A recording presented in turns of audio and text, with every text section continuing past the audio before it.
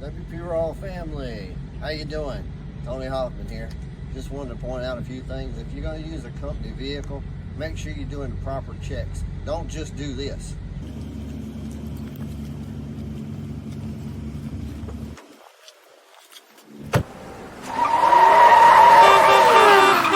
When you're using a company vehicle, what you need to do is proper pre-trip on any vehicle just to make sure everything is working properly.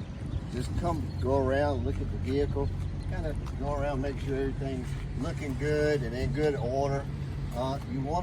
Don't always assume that our mechanics have checked everything, because somebody else that used the vehicle before you may not have checked the vehicle. So check the oil, check the radiator fluid, check the washer, wiper fluid, wiper blades, everything, and let the proper management know if something needs to be replaced. Again, our maintenance shop does a great job, but there's a lot of vehicles here, and we need to make sure that we're doing our proper checks to help them as well. So if you're using a vehicle, look inside the vehicle, make sure everything's in here that you need, because there are some things that you need to be aware of, because these things you'll need while you're on the road. So if you're driving a company vehicle, make sure you check that you've got all of your registrations. So your registrations need to make sure you got these. So the registrations that are in your folder, make sure you have these. Make sure they're up to date and everything is good. If you don't have the proper registrations and they're up to date, get with your manager or the person that owns the vehicle or is in control of the vehicle. Pop the hood, check everything that you need to check. So we're going to look at this one here real quick. Take a look.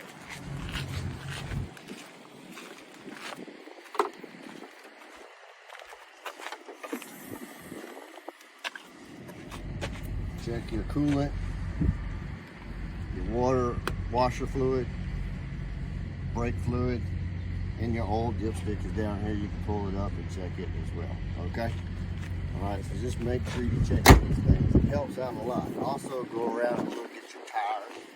On each and every tire is a tread depth gauge actually inside these tires. So you look at the tread depth gauge, which is in the tire. It's basically a little line. So when you get to that tread depth on that tire, look at that tire and make sure it's proper tread depth, okay?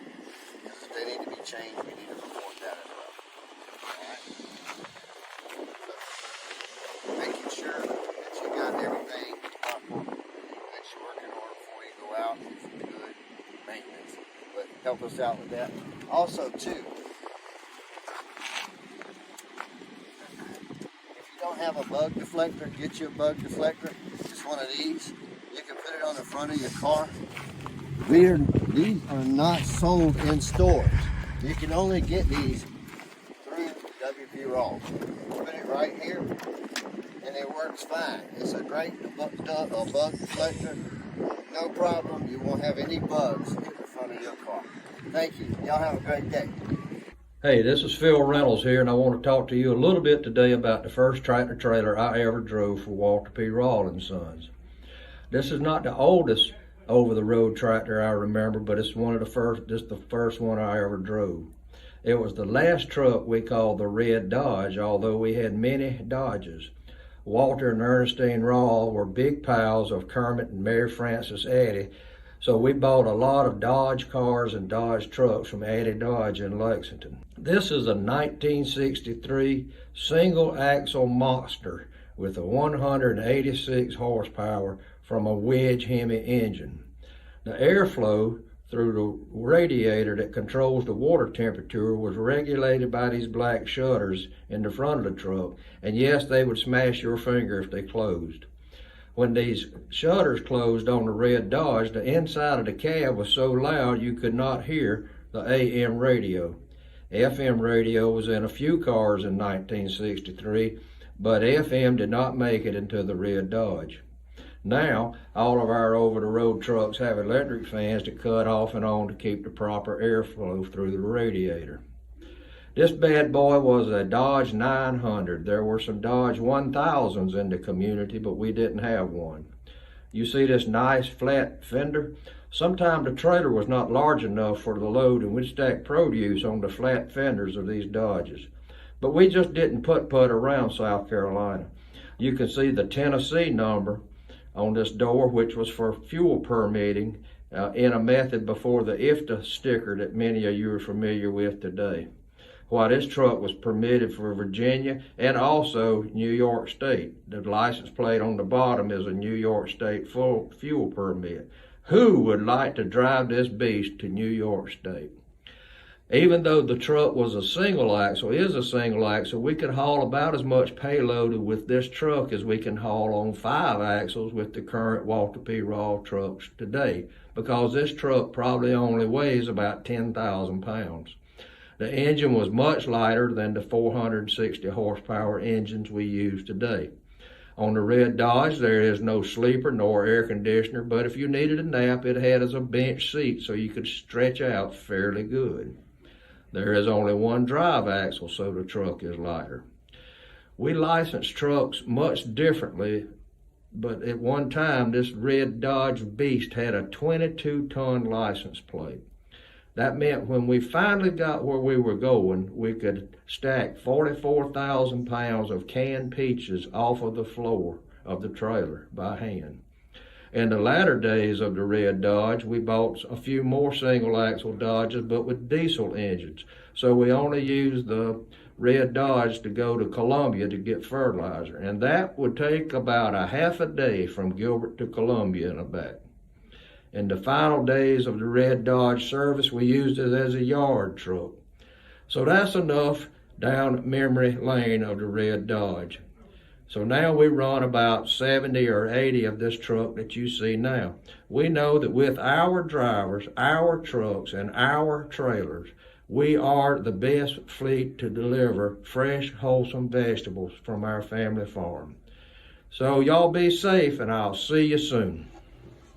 Hi, everybody. Good day. This is Tim Raven, Executive Director of Business Operations at WP Rawl.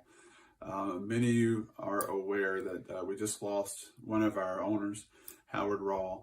And so I'd like to first just ask for your prayers and your thoughts to the Rawl family in his loss and in his passing. Part of what he did here at WP Rawl over the many, many decades was to look for ways to do things better and to be innovative. And so it's in that spirit of his legacy, I want to share with you some things that happened over the whole month of February. Back in our fresh cut operation, we just installed 2 new optical sorters. This is going to be a game changer for us in terms of bringing in a whole nother level of technology, a whole nother level of process improvement. And I wanted to take a few minutes to share that with you. I've got a quick video. Before I get to that, I want to say a thank you to our plant maintenance team, specifically Ed Island, to KOB, Crystal Lucky as well. Those were 3 of the members. There were many other members of the team that worked tirelessly to make this happen, but those were 3 of the leaders that really pushed this thing through over the entire month of February. And so with that, I want to share a little bit of it with you, and I hope you enjoy. Thank you, everybody.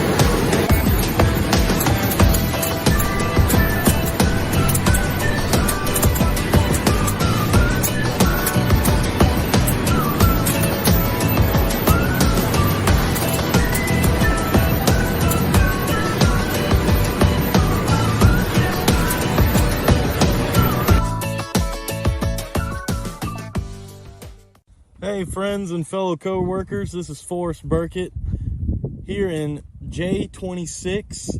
We are working with Clemson Extension on a mustard and turnip green variety trial. They came in this morning and we set up a couple rows for them to test out their new varieties that they've been working on at their office, and we've got them planted here in our field with the rest of our crop. So with these varieties, we're going to be looking at a couple of them, and we're going to treat them just like we would anything else that we grow here on a regular basis. These guys that we've got planted in the ground here will be kept up with bi-weekly so we can see how they're growing and see if maybe later on that we would like to purchase some of this seed from them to try out ourselves for harvesting purposes. In about a month, these should be ready to come up and we will be ready to harvest them. We'll call Clemson Extension and tell them to come out and see how they did. We're going to be spraying, fertilizing, and just keeping up with them just like we would any other plant. So there's several varieties here. They've planted 250 feet and we will see how it turns out. I'll keep you guys updated.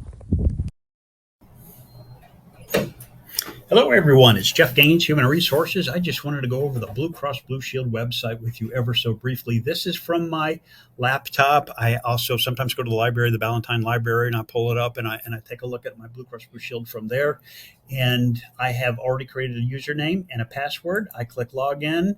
Sometimes there's a second level of authentication. Sorry about that. But here we go. Let's see if that happens this time. Please wait while you retrieve your information. And next up, let's see what we come up with here. Yes, there it is, Jeff Gaines. This is my Blue Cross Blue Shield plan. It started the 1st of April of last year. It goes through the end of March of this year, starts all over again on the 1st of April. This is how much I've applied to the deductible. This is how much I've applied to the out-of-pocket piece. If I want to take a look at my card, right here, view my card. I can pull it up and take a look at it. I've got this on my telephone. So if I go to the doctor and they want to see my insurance card, bam, I can pull it up this way. My healthcare toolkit has a whole lot of information in it. Here's my claims, latest claims. This was to a dermatologist. I don't know what this one was for, but you can see when I went on this date, I can actually look at this. The doctor charged $115, but I only paid $40 because that's my copay. Oh, that's right. I think that was just a meeting with my pulmonologist. I don't like not knowing how much I was charged. I don't like not knowing what records are being sent to Blue Cross Blue Shield. So I go into this Blue Cross Blue Shield website. It's very, very handy. I set up my profile. I can take a look and find care. Blue Care on Demand, that's the video doctor. I don't have to leave the house. I just pull up my telephone and I click here and log in. And sometimes I have to wait 2 or 3, maybe 5, 10 minutes for a doctor to come on. But it's a video conference and they can do things like cold, flu, and symptoms, pink eye, ear infections, allergies, migraines, rashes, and other skin irritations. All this just me sitting in front of my telephone. I do have to pay the copay. That's $40. To me, that's cheap. I'm not paying for gas to go to the doctor. I don't have to sit in a doctor's office with a bunch of other sick people and wait for my turn. I do it automatically on the video. So I don't want to go into too much depth. I just did want to say, please take a close look at this website. This is outstanding. A lot of information. Come by the HR office anytime. Talk to me, talk to Rachel, talk to anybody in the office, and we can walk you through this program and get you more familiar with it. I look forward to seeing you. Hope you signed up for your benefits last week. And, you take care of yourself and take care of everybody around you, too. Thanks. Hey, y'all. It's Alex in Marketing. Today, I am speaking on behalf of the WP Rawl Committee. We've had a lot of fun so far this quarter at our activities, and we hope each and every single one of you have as well. In case you missed the fun, what we've done this quarter is we've asked each group to split up into teams of 4, and using Play-Doh, have each team member create something that represents the values of you and our vision. Teams created tractors, veggies, people, our logo, and so much more. It was really cool to see what everyone came up with. So if you remember, Josh told you guys a few weeks back about the importance of the value you, and today I want to remind you each of the importance of our vision. Our vision reads, to make the lives touched by our company better by providing a product that is beneficial to life, a culture that strengthens individuals, and an organization that supports our communities. Our vision is much more than just a statement. It's a summary of what we're all doing here at WP Rawl. It's a reminder that we all serve a purpose in making this all possible. It's a reminder to keep working towards something greater and to keep pushing for our goals. It's a reminder that we should all want to keep growing, not only for the success of the business, but for ourselves and the better of our communities. We all get a little discouraged sometimes, but we hope that our company's mission, vision, and values, our friendly, family-oriented work culture, and the love and support that the I Am Raw team has for you is a constant reminder that you matter. And we see and appreciate the work that you're doing here each and every single day. Wishing you all a great weekend. Bye, y'all.